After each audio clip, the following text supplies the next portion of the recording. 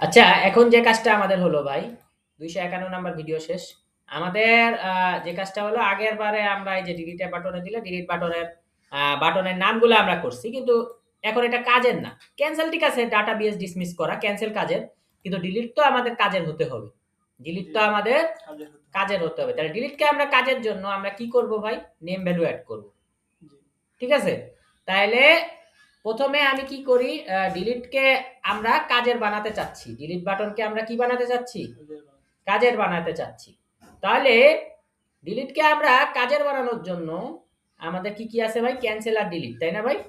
Cancel আর delete. উপরে cancel, আমরা এটাকে করি আর এটা হলো ডিলিট। আচ্ছা, তাহলে ক্যানসেল আর ডিলিট বাটনকে আমরা কি বানাতে যাচ্ছি ভাই? খুব কাজের বা দরকারি বানাইতে চাইতেছি।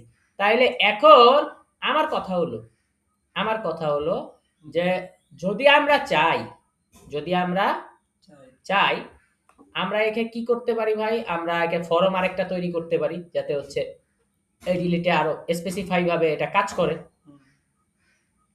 ঠিক আছে না ভাই?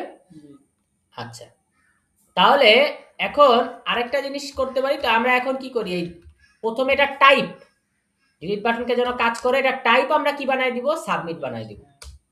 ডিলিট বাটনের টাইপ আমরা কি বানাই দিব? সাবমিট বানাই দিব, যেন ডিলিট দিলে এখন সাবমিট হয়।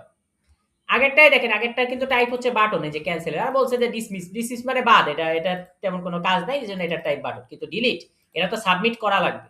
তাহলে ডিলিটের বাটনের টাইপ আমরা কি করলাম? সাবমিট করলাম। ডিলিটের বাটনের টাইপ আমরা কি করলাম?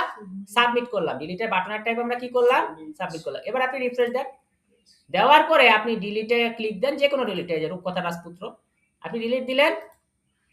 দেওয়ার পরে বলতেছে যে বাবা, তোমার এই ফর্মগুলো আগে ফিল আপ না করে তোমাকে সাবমিট করতে দিব না। ঠিক আছে? ওকে, ডিলিটের বাটনের টাইপ চেঞ্জ করলাম। এই ফর্মের যে ফিল্ডগুলা ফিল আপ না করে যে এটা কাজ করবে, সেটার জন্য যে সিস্টেম করা, সেটা পরের ভিডিওতে দেখা হচ্ছে। ওকে, তাহলে এই ভিডিওতে আমরা কি শিখলাম ভাই বলেন তো? সাবমিট করলাম। হ্যাঁ, বাটনের টাইপ সাবমিট, বাটনের টাইপ সাবমিট। ওকে।